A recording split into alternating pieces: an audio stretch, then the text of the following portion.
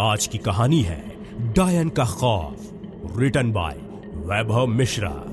महाराष्ट्र राज्य के नांदेड़ ग्राम के निकट रायपुर इलाके में आज भी खून की प्यासी डायनों का बसेरा है। स्थानीय लोगों का मानना है कि यहाँ रात में गुजरने वाले लोगों को डायन पहले तो अपने वश में कर लेती है और बाद में उस इंसान का खून पीकर स्वयं को अमर करती है। वहां माना जाता है कि ये इलाका डायनों का है। यहाँ पर इंसान का कदम रखना खतरे से खाली नहीं है और अगर आप वहां पर गए तो किसी तरह की गलती आपके लिए काफी नुकसानदायक साबित हो सकती है।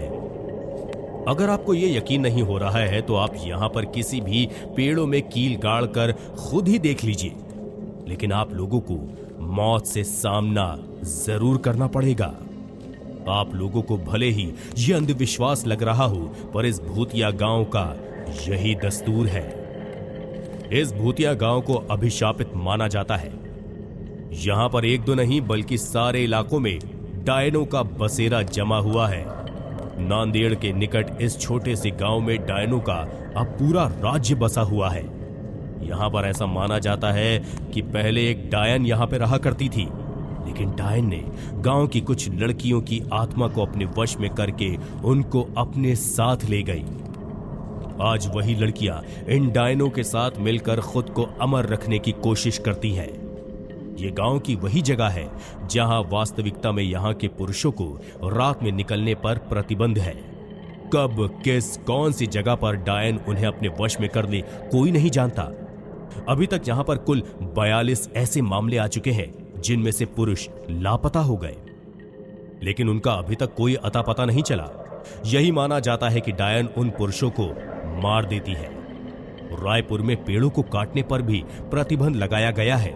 यहां पेड़ों के ऊपर डायनों के रहने की बात बताई जाती है। एक बार एक पेड़ काटने पर गांव में एक आदमी की मौत हो गई थी।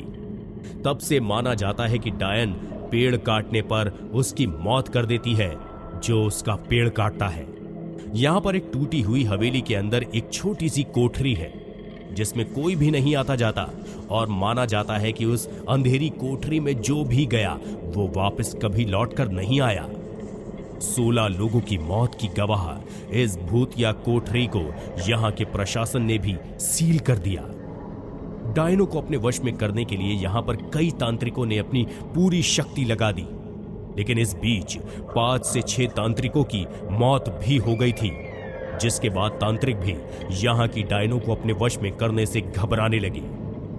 कहा जाता है कि गांव में हर अमावस्या और पूर्णिमा की रात को कोई बाहर नहीं निकलता। हालांकि ये काफी पुरानी बात है।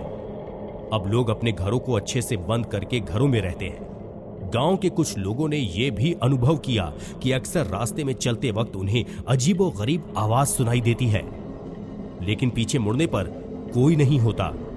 कहा जाता है कि गांव के रंजीत नाम के एक व्यक्ति ने अपनी बाइक पर एक डायन को लिफ्ट दी थी। काफी लंबा रास्ता तय करने के बाद उसे एहसास हुआ कि उसके पीछे कोई बैठा हुआ है, पर उसने जब पीछे मुड़कर देखा तो कोई नहीं था। रायपुर के लोगों का मानना है कि यहां कई साल पहले एक खूबसूरत महिला के साथ गांव के कुछ लोगों ने बलात्कार किया था, गलत काम किया था।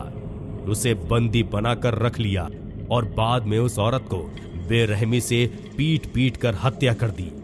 इसके बाद वही डायन बनकर यहां अपना बदला पूरा कर रही है।